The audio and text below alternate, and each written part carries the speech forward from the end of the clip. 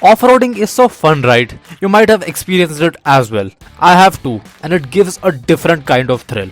Rock climbing and Baja driving are the two main categories of off-roading. I love Baja driving more than rock crawling. Tell me in the comments below, what do you like more, Baja or rock crawling? In the market, the best truck you can get for Baja running is the Ford Raptor.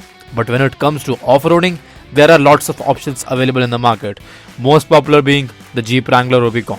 It's a fantastic off-roader, but it isn't very luxurious. For most of the people, it's fine, but for people who want luxury with capability at a relatively affordable price, there wasn't any option until Land Rover came up with the Defender. When the Defender was launched, a new excitement engulfed the enthusiasts. Reason being the affordability and the capability of the Defender.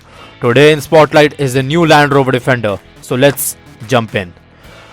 Talking about the design is certainly Land Rover. From the flat and the wide grille in the front to the old school boxy shape of the Land Rover. The design language is old school blended with a modern touch, and there is no denying the fact that it looks very capable as well.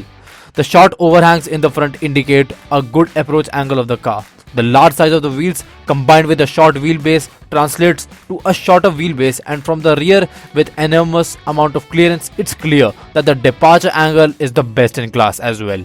Together these things combined, the design of the Defender is quite functional. Also, as you might have noticed the presence of roof rails on the car, the roof rails are there to carry the extra luggage in case you don't have space inside the car. The old Land Rover Defender had a singular purpose to provide the driver with the best off-road experience. This new Defender clearly says that it's more than just a Defender doing off-road stuff.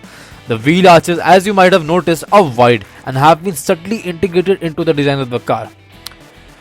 Well, now talking about the engine and the performance, there are numerous options in which you can spec the Defender. The base engine that you get is the P300 option, which is a 4-cylinder engine and is healthy enough to provide you all the performance you will ever need.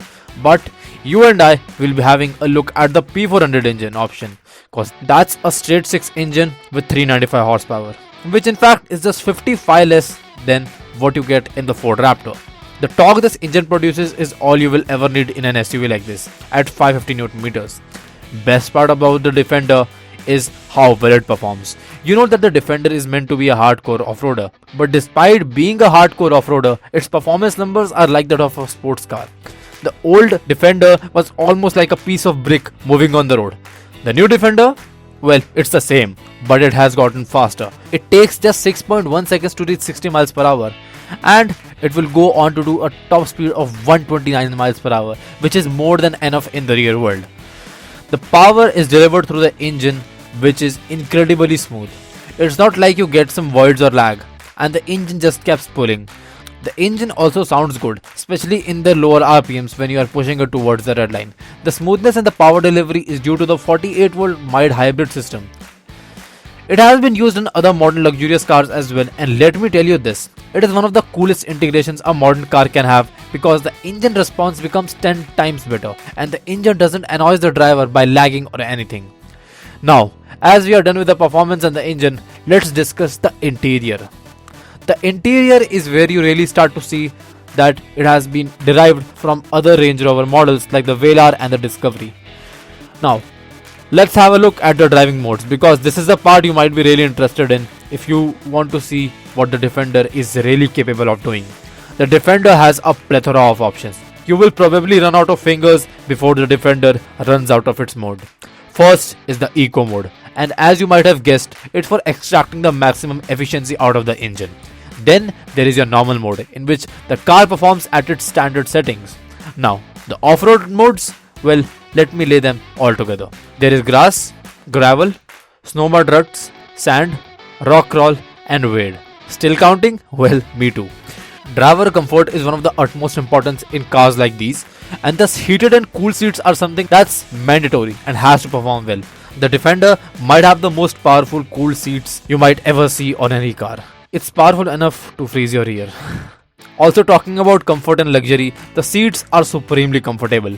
Headroom and legroom are more than enough. It can accommodate a driver of almost any height. The rear seats are wide enough to accommodate 3 adult individuals comfortably. The boot space is enormous, and with the rear seats folded, it can almost do the job of a moving home. The interior, though being designed with a minimalistic approach, has been really well laid out. The screen functions smoothly, the digital instrument cluster displays a plethora of information and is easily readable by the driver. The steering wheel, though electric assisted, has a nice heavy feeling to it which will make you reminiscent of the old school Land Rovers in the past. So, what is the conclusion? Well, the Defender is a great SUV without a doubt, and it serves its purpose of being an all-round off-roader car really well. It is a great combination of a luxurious vehicle and a hardcore off-roader. The Defender is an obvious choice for a person who is deep into off-roading.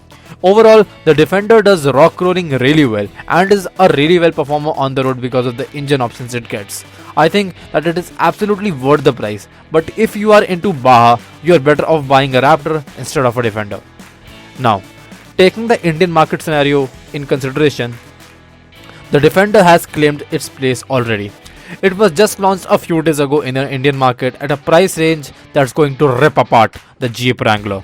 Now, to give you all some context, the Jeep Wrangler costs about 73 lakhs on road in the standard variant. And if you are interested in the big bad boy Rubicon variant, you would have to shell out almost 80 lakhs. Now, I seriously don't think that a Jeep Wrangler Rubicon is worth 80 lakhs.